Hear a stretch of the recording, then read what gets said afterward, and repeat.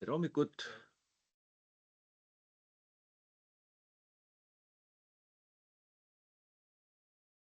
Tere hommikut, lugupeetud investorid!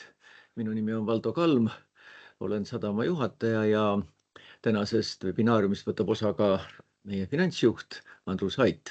Tere hommikust! Alustame nagu ikka teise kvartaliga ja siis käsitleme ka 6 kuud ning põhiliselt on siis sündmusteks teises kvartalis alljärgnevad olulised asjad. Ehk teises kvartalis nägime head kaubavoogude kasvu 8%, räägime sellest natukene spetsiifilisemalt, aga tõusid kõik kaubaliigid, välja arvatud Ro-Ro. Reisijate arvu suurenemine jätkus 4% ja ka laevakülastuste arv näitas kasvu, seda siis nii kaubalaevades kui reisilaevades, nii et see on meile väga-väga oluline ja eriti hea kasvu tegi kruiisilaevade külastus. Ka üleveoteenuses ehk meie parvlaevanduses kasvasid nii reisijad kui sõidukite arv. Regula tegi lisareise ja teise kvartalis jäi ka Regula lisareiside lepingu sõlmimine tellija ehk riigiga. Toimus aktsionäride üldkoosolek, kinnitati ka dividend, uus nõukogu koosseis uuendatud ja ka audiitori valimine. Pehmema poole pealt võiks ära mainida Tallinn-Stockholmi 35. aastapäeva tähistamine ja sai allkirja Rail Baltica Muuga terminali projekteerimisleping. Tuletan meelde, et esimeses kvartalis siis müüsime 8 maatükki riigile ja Rail Balticale, nii et protsess Muuga Rail Balticu terminali rajamiseks on täies hoos. Trendid nüüd segmentide lõikes. Reisisadamates, nagu see nimetatud, reisijate arvu kasv jätkus ja oluline on nüüd ära märkida tõepoolest, et eriti hea kasvu tegid kruiisireisijad 25% lausa, sest kruiisilaevade külastuste arv kasvas 46%.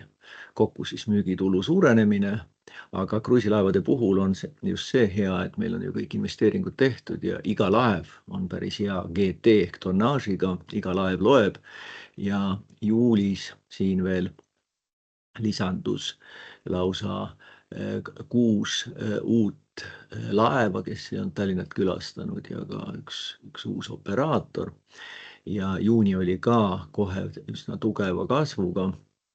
Nii et see on positiivne, see kindlasti aitab kogu turismisektorile Eesti vaates kaasa. Kaubasadamates kaubamahud, nagu sai nimetatud, tegid hea kasvu, oli ka kaubalaeva külastuste arvude kasv ja sealt ka siis müügitulu kasv. Tugev kasv tuli vedellastist, puistlastist, segalastist, kasvasid ka konteinerid, aga Ro-Ro siis natukene kahanes. Reisiparvlaevad stabiilne müügitulu ja kasv nii sõidukites kui reisijates. Ja siis Botnica tegi nõrgema tulemuse, kasutusmäär kahanes ja selle tagajärjel ka müügitulu, mis siis mõjutas ka kogu grupi müügitulu, sest eelmine aasta me teise kvartali alguses saime kohe tööd ja asusime tööle, aga siin teises kvartalis Botnica ei õnnestunud lepingut sõlmida ja siit siis ka prahipäevade arvu kahanemine. Siin on siis veel kord näha meie teise kvartali reisijate arvu kasv ja oluline on siis vaadata ka natukene tagasi. Oleme jätkuvalt sihil, et terve aasta lõikes reisijate arv kasvaks, ka nüüd 6 kuu ehk poole aasta lõikes on meil protsendine kasv ja ikkagi selgelt sihime aasta lõpuks ka reisijate arvu kasvu. Tähtis on siin jälgida just laevakülastusi, et siin on siis ka välja toodud laevakülastuste 2,4% kasv. Kaubamahus jah, tugev kvartal, 6 kuu lõikes samamoodi kasv ja taas kord tagasivaade laevakülastustele, et siin on oluline, et on ka käinud meil 5%, üle 5% rohkem laevu, kuna oli tugev vedellasti, puistlasti kasvuperiood. Parvlaevanduses stabiilsed numbrid ja siis Botnica, nagu sai nimetatud, seoses teise kvartali oluliselt vähema kasutusmääraga. See on siis mõjutanud meie käivet ja ka siis 6 kuu kasutusmäär on madalam kui eelmine aasta. Vaade tulevikku. Põhimõtteliselt need samad trendid, nagu sai öeldud, loodame aasta lõpu vaates reisijate arvu taastumist ja ikkagi tahame näha kasvunumbrit võrreldes eelmise aastaga. Vaadates nüüd teist kvartalit, ka juulit on selleks alus. Mahud on teinud head käiku. Väga oluline meie jaoks on ikkagi proovida leida uusi ro-ro ja konteinerliine, mida meil on sel aastal õnnestunud. Esimeses kvartalis käivitus uus konteinerliin Muugal, käivad läbirääkimised mitmete laevafirmadega nii Paldiski kui Muuga sadama suunal. Ja eraldi nii-öelda fookuses on meie tööstuspargid Muuga ja Paldiski tagalas, kus on käimas mitmeid läbirääkimisi. Konkreetsemalt siis oleks väga positiivne, kui Muugal selle aasta jooksul siis läheks lahti uue LNG terminali ehitus, mille lepingu siis sõlmisime eelmise aasta lõpus. Kui kõik sujub, siis loodame, et ehitus läheb lahti ja Paldiskis loodame positiivseid sõnumeid ammoniaagi vesiniku tootmiskompleksi arengutes, aga eks siis sügise poole paistab, kuidas need asjad on arenenud. Paldiskis endas käib multifunktsionaalse kai arendus. Kõik on plaanipärane, kailiin on valmis, ramp betoneeritud, käib kogu ala katmine graniitkillustikuga, nii et tööd on ajagraafikus, et võtta ta siis järgmise aasta hiljemalt seal teises kvartalis kasutusse. Ja käib tõsine ettevalmistus kinnisvara alustamiseks Vanasadamas. Siin on meil fookuses 5 detailplaneeringust 2. Kui kõik läheb hästi, on meil lootus veel sel aastal vastu võtta 2 planeeringut, mis tähendab seda, et me tegelikult siis nii-öelda stardiks kinnisvara arendusega, kus meie mudel on siis põhiliselt hoonestusõigus andmine ja arendajatele konkursside korraldamine. Ja efektiivsus, see on jätkuvalt teema, ka poole aasta kulud olid meil päris hästi kontrolli all. Ma pean silmas just tegevuskulusi remondis, kus me 500 000, see on siis välja arvatud juba Botnica remont, oleme suutnud kokku hoida personalikulud alla eelarve ehk ka kontrolli all ja teise poole aastasse on ka planeeritud teatud tegevused efektiivsuse tõstmiseks. Siin ma annaksin sõna Andrusele, kes siis juba räägib täpsemalt teise kvartali ja poolaasta finantstulemist. Aitäh, Valdo! Siin slaidil on siis näha meie grupi teise kvartali ja 6 kuu finantstulemused, mis siis olid tugevalt mõjutatud põhimahtude kasvust, seda siis reisilaeva külastused või kogu laeva külastused, kaubamahud, reisijate arv, kõik need tõusid. Samuti positiivne mõju tuli ka maade müügist Muuga sadamas. Nüüd negatiivsema poole pealt mõju siis Botnica prahtimisest, madalam prahipäevade arv ja siis samamoodi juba välja toodud dividendide tulumaks, mis siis tõusis maksumuudatuste tõttu.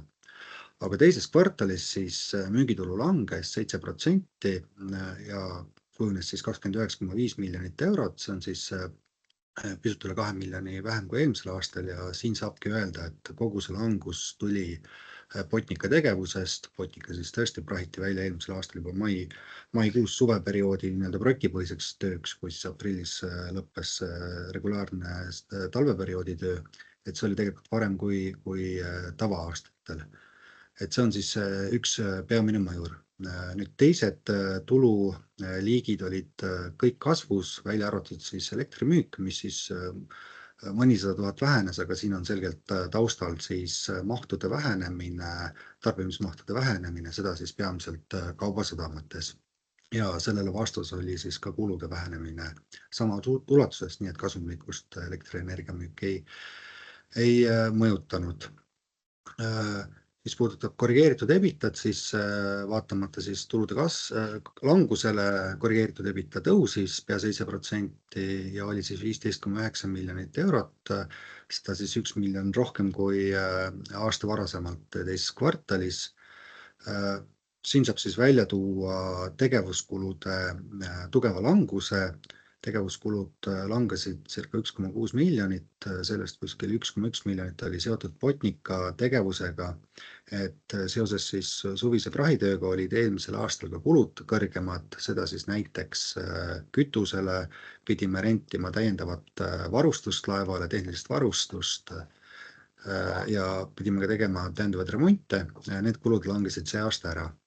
Ja nagu juba selgitatud, ka sadamates tegime vähem remonte kuskil 500 000 euro ulatuses, nii et tegevuskuludes tegelikult päris suur langus. EBITDA oli lisaks EBITDA kasv oli toetatud siis ka 8 maatüki müügist Muuga sadamas, mille eesmärk oli siis Rail Baltica kaubajaama ehitus, müüsime selle siis Rail Baltic Estoniale. Selle müügi rahaline mõju oli 4,8 miljonit, aga see on siis kajastatud muu tuluna netomeetodil ja kasum sellest siis 900 000 eurot.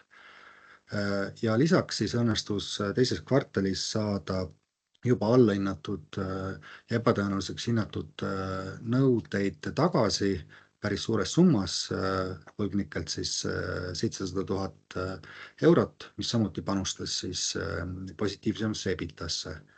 Lisaks sellele siis personalikulud teises kvartalis olid eelmise aasta tasemel.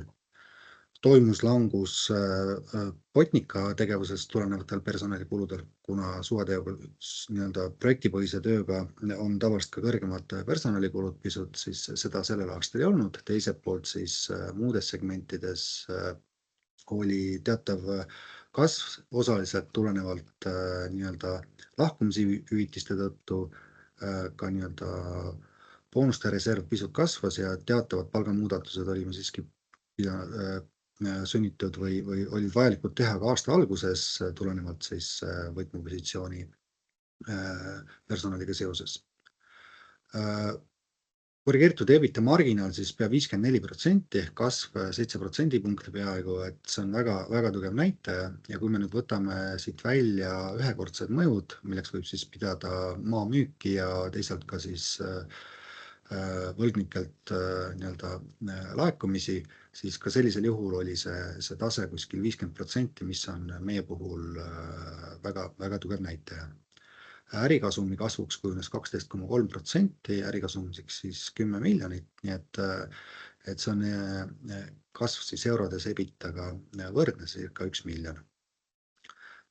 Tulumaks siis kasvas 73%, kujunes siis selleks 5,4 miljonit eurot. Tulumaks on siis seotud dividendidega, maksime dividendi 19,2 miljonit, mis siis on täpselt sama summa, mis aasta tagasi, aga tõesti, et kui varasemalt oli siis regulaarselt makstud dividendidele madalam maksumäär, siis alates sellest aastast seda maksumäära, soodusmaksumäära ei ole ja sellest tulenevalt siis dividendidelt makstud tulumaksu kasv 2,3 miljonit eurot, mis siis mõjutas kasumlikkust negatiivselt. Netofinantskulud siis vähenesid 700 000 eurot ehk rohkem kui 35% ja seda siis peamiselt Euribori languse tõttu. Perioodi kasumiseks siis 3,4 miljonit eurot, langus siin siis peamiselt seotud dividendi tulumaksu muudatusega. Teises kvartalis investeerisime 8,4 miljonit eurot, sellest 5,3 miljonit oli seotud kai ehitusega Paldiski Lõunasadamas, mis siis plaanide kohaselt lõpetatakse esimese kvartali lõpuks järgmisel aastal. Kõik lähebki plaanipäraselt ja tööd on graafikus ilusti. Lisaks sellele olid meil teises kvartalis ühe parvlaeva dokitööd ja samuti plaanilised dokitööd Regulale, Botnicale ja samuti parendasime siis Muuga sadamas konteinerlaevade kaid, et need olid põhiliselt investeeringud. 6 kuu lõikes tegelikult muster on tulemustes üsna sarnane teisele kvartalile. Müügitulu langus, seda siis tõesti peamiselt Botnica teise kvartali väiksema arvule prahipäevadele ja kõik muud tululiigid olid kasvus. Korrigeeritud EBITDA kasv 8%, siin siis võrreldes teise kvartaliga täiendav positiivne mõju kindlustushüvitisest, mille me saime esimeses kvartalis muus segmendis ehk siis Botnica tegevusest, mis siis oli eelmisel aastal teostatud remonttööde eest. Ja see mõjutas siis tulemusi 900 000 euroga positiivselt. Lisaks sellele olid praamide segmendis kütusekulud madalamad, tulenevalt siis kergematest jääoludest ja ilmastikutingimustest, et see mõjus seal kuskil 300 000 eurot. Samuti korrigeeritud EBITDA marginaal 6 kuu lõikes päris kõrge, üle 51%. Ja perioodi kasumiseks siis 10,2 miljonit eurot ehk pea 11% enam kui aasta varem samal perioodil. Investeerisime siis 12 miljonit, ka siin saab välja tuua, et ka 6 kuu lõikes olid peamised investeeringud seotud kai ehitusega Paldiski Lõunasadamas, lisaks siis olid esimeses kvartalis veel ühed regulaarsed dokitööd ühele parvlaevale. Ja nüüd, kui vaadata 6 kuu numbrit 2024 investeeringuid, et siis tõesti oli see Paldiski kai ehituse käivitusperiood, kus mitmeid materjale osteti ette ja olid suuremad väljaminekud, et see oli selline kõrgendatud investeeringute tase sellel perioodil. Tulemused segmentide lõikes, siit on näha, et müügitulu kasvas 3 segmendis, suurimad kasvud siis reisisadamates, kaubasadamates, reisiparvlaevad näitasid stabiilset tulemust, väike tõus seal tulenevalt indekseerimisest. Reisisadamates siis müügitulu kasv 8% teises kvartalis, peamiselt laevakülastuste arvu kasvust, seda siis peamiselt kruiisilaevades ja samuti ka reisijate arvu kasv, siis reisijatasudes ka suurenemine. Ja osaliselt on kasv tulnud ka tasumäärade tõstmisest, mis siis rakendusid siin teise kvartali alguseks sellel aastal, et ka see on andnud positiivse panuse. Ja sama kasv on ka näha EBITDA tasemel, isegi EBITDA kasvas pisut rohkem eurodes kui müügitulu, ehk see näitab, et kulusid on kokku hoitud ka reisisadamates, et EBITDA kasv siis 1 miljon eurot seal. Kaubasadamate puhul tulu kasv 700 000 eurot ehk 9%. Siin siis kaubatasude suurenemine, tulenevalt suurematest kaubamahtudest ja siis ka laevakülastustest tulenevalt laevatasude suurenemine ja sarnaselt siis reisisadamatele ka siin tasumäärad tõusid, et osaliselt on see kasv lisaks mahtudele ka tasumäärade suurenemisest. Nüüd EBITDA tasemel kasv üle 2 miljoni euro, 2,5 miljonit eurot ja siit siis saab välja tuua, ongi maa müük, samuti nõuete laekumine võlglastel lisaks tavapärastele tegevustele ja samuti siis kulude kokkuhoid andis siin suure efekti. Reisiparvlaevade puhul EBITDA pisut langes, siin on teatavad kululiigid tõusnud, ka personalikulud reisiparvlaevade puhul pisut suurenesid, aga selles mõttes EBITDA tase suhteliselt stabiilne. Ja nüüd segmendis muud langus siis teises kvartalis ongi otseselt seotud siis vähemast praepäevade arvust ja EBITDA langus siis jäi oluliselt madalamaks tulenevalt sellest, et ka kulud langesid seoses sellega, et me suvetöö lisakulusid ei olnud. 6 kuu lõikes taaskord muster sarnane teisel kvartalil, põhjendused ka samad. Reisisadamates oli ka selline efekt, et eelmisel aastal Caroline Finland ei sõitnud esimeses kvartalis, sealt täiendav positiivne efekt, aga üldiselt laevakülastuste arv on nii-öelda muidu ka suurenenud. Reisiparvlaevade puhul on ka EBITDA positiivne, siin siis tuleb mängu võrreldes ka teise kvartaliga siis paremad jääolud esimeses kvartalis, mis võimaldas siis kütust kokku hoida ja segmendis muud siis languse numbrid on madalamad tulenevalt sellest, et kulupoolelt oli positiivne efekt kindlustushüvitisest.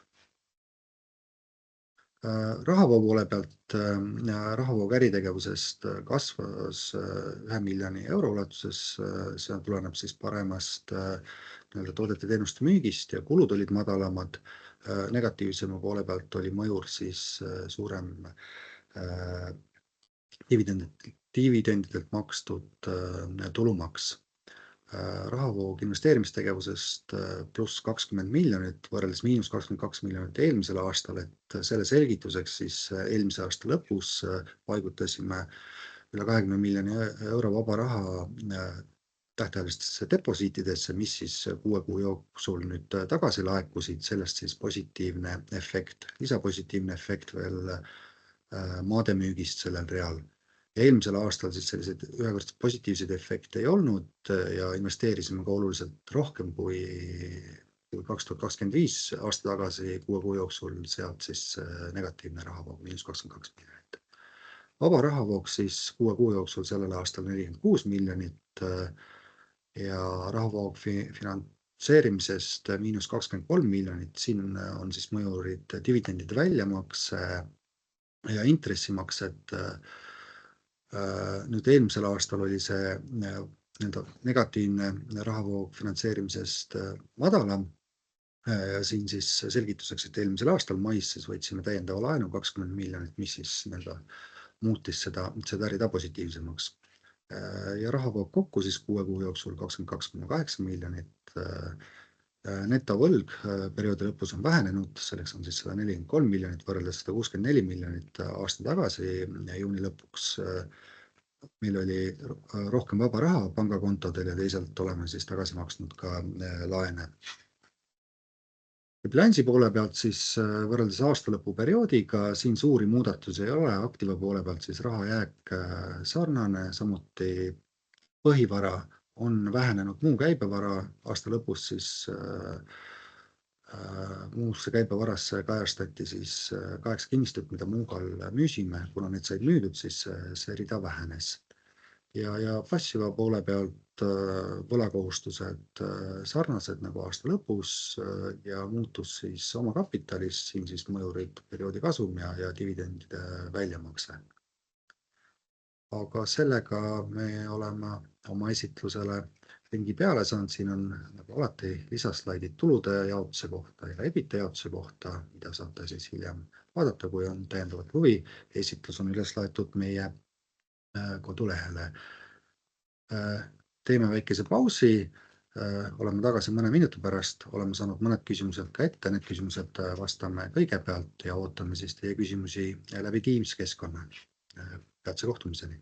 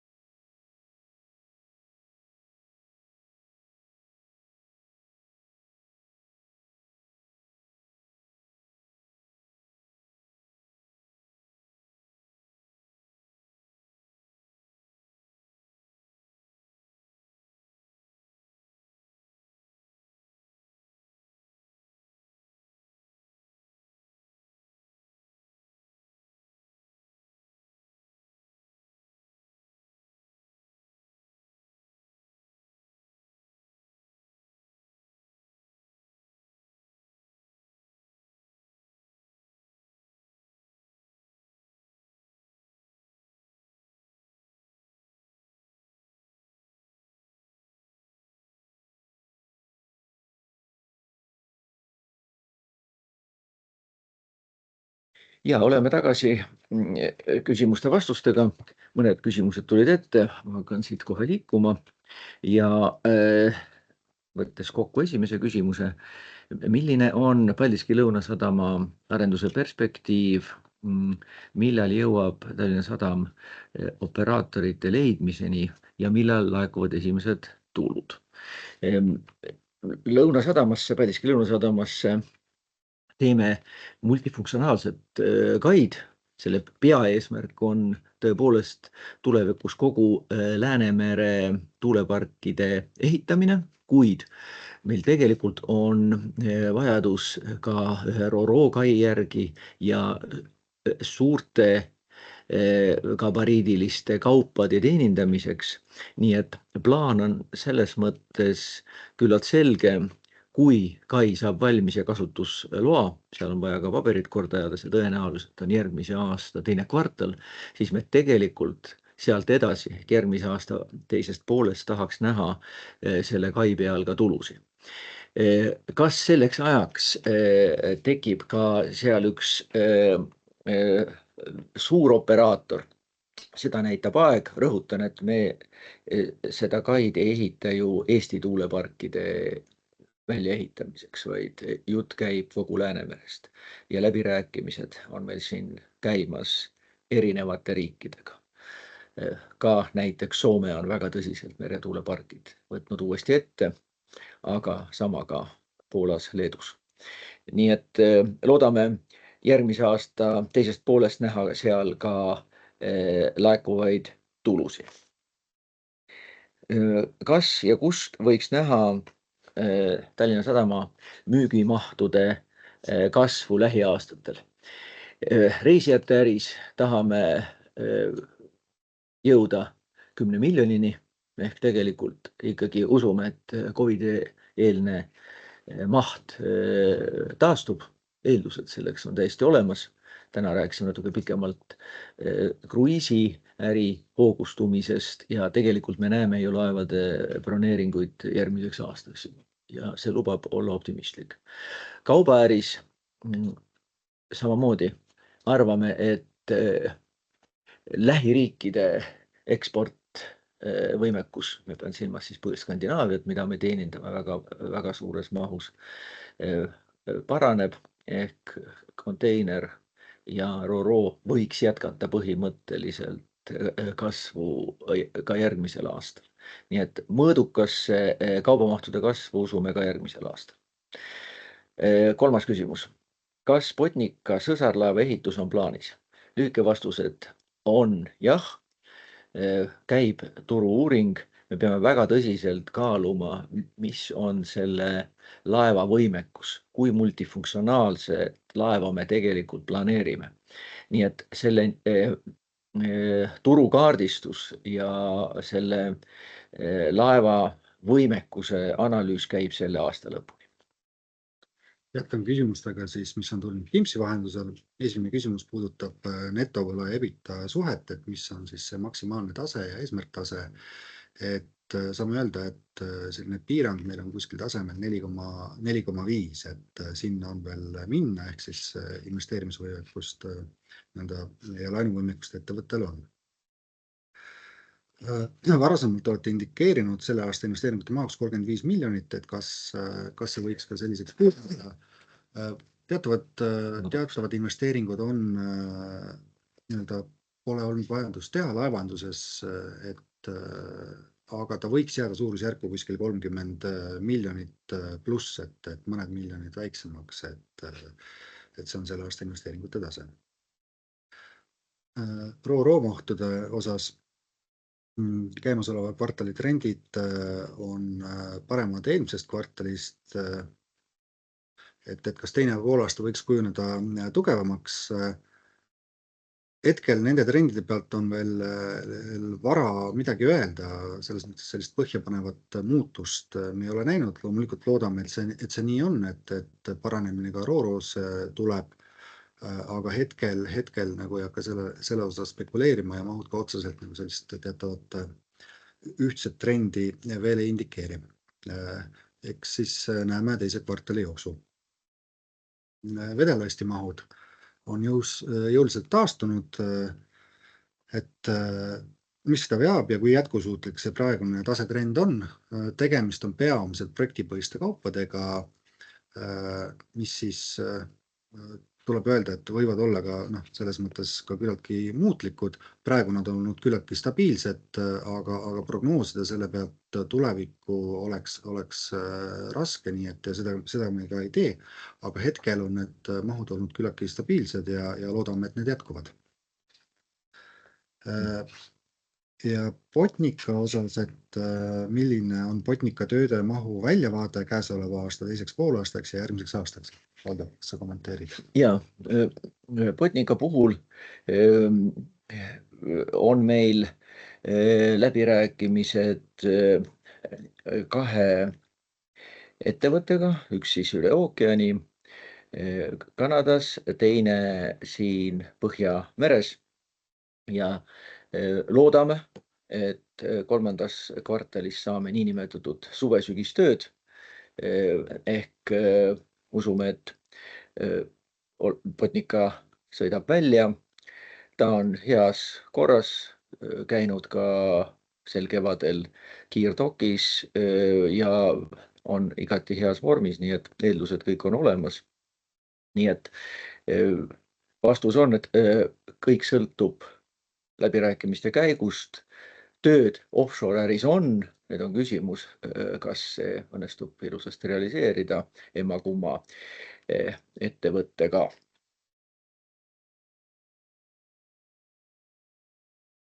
Nii, sellega vist on küsimustele ring peal. Ja, aitäh kuulamast, aitäh küsimuste eest ja kohtumiseni järgmise kvartali webinaariumis. Aitäh, kohtumiseni!